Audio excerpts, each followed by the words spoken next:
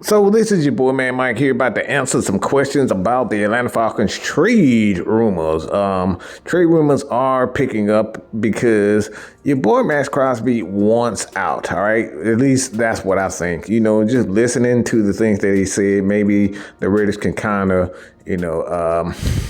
try to talk him into staying. I don't know if that's if they're capable of that, because the way he sound, man, he wants to win and he wants to get paid.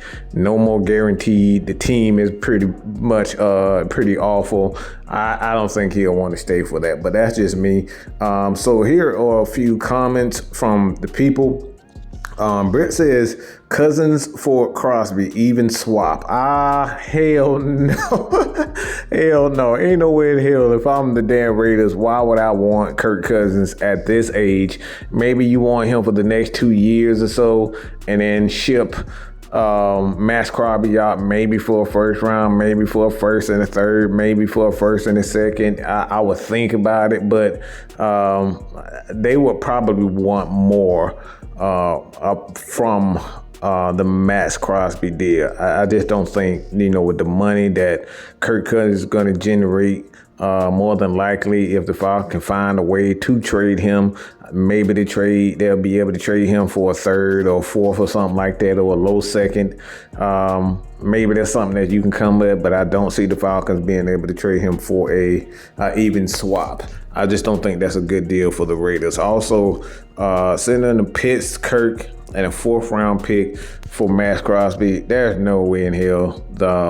To be honest, it's intriguing to see what Pitts and Brock Bowers can do on the field at the same time. So there's maybe something that you want to experiment with, but being that Kyle Pitts is going into his 5th, and the Falcons did give him his 5th-year option, so he will be back to kind of figure out whether or not he's going to be with this Atlanta Falcons team full time. You can also see that the Falcons could quite possibly use him in some potential trade bait.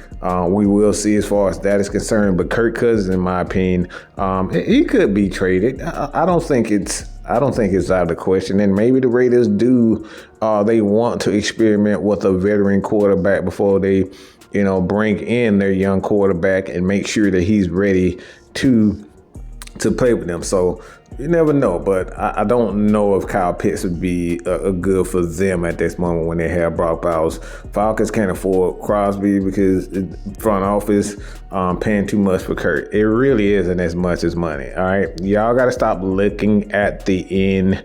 All right, just because it says 4-year, $180 million, that's the total amount of that contract if everything goes right. But if is a 5th, everybody be rich, all right? But it's not.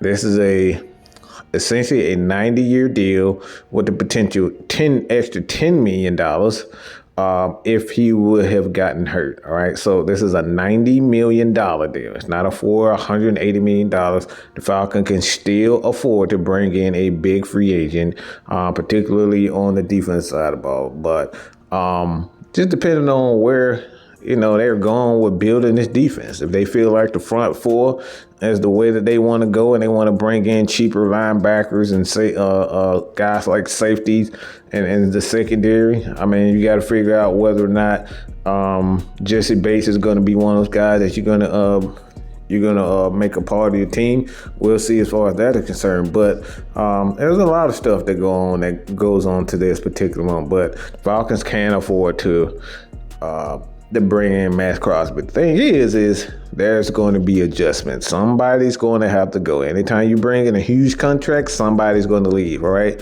Maybe 1 and 2 guys are going to leave. So that's just the way of the world. It's not just, something that's with the Atlanta Falcons. It goes for everybody. You sign a big contract like that, you bring in a guy like that, like a Maxx Crosby, and he wants to get paid and he's due to get paid, somebody's going to be gone, all right? So who is that guy for the Atlanta Falcons? I don't know.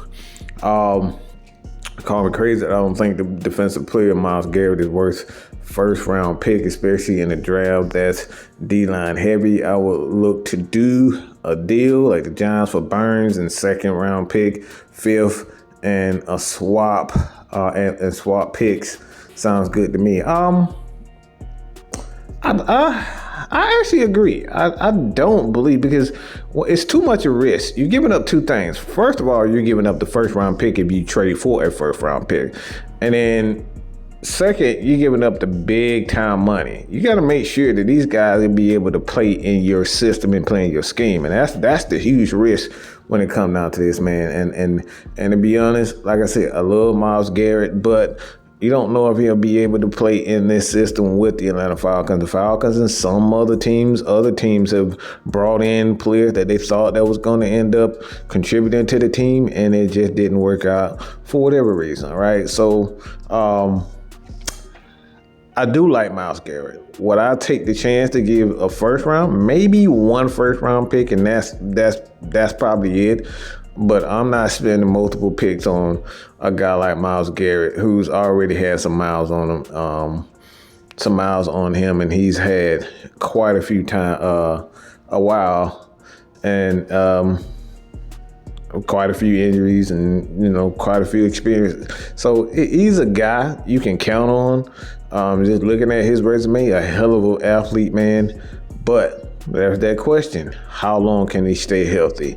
And how long are the Atlanta Falcons? Are the Falcons going to get 1 year, 2 year, or any team is going to get 1 year or 2 year out of Myles Garrett? We don't know. So that's a risk, man. So let me know what you guys think about this. Been your boy, Mad Mike, with another Atlanta Falcons news update. Trade. All right, this is all about the trades. We got trade scenarios from a lot of the people in the chat. So y'all continue to hit that subscribe button, hit that comments, and leave your comments just like this. That's all I got to say about that. And that's the bottom line, because Mad Mike said so.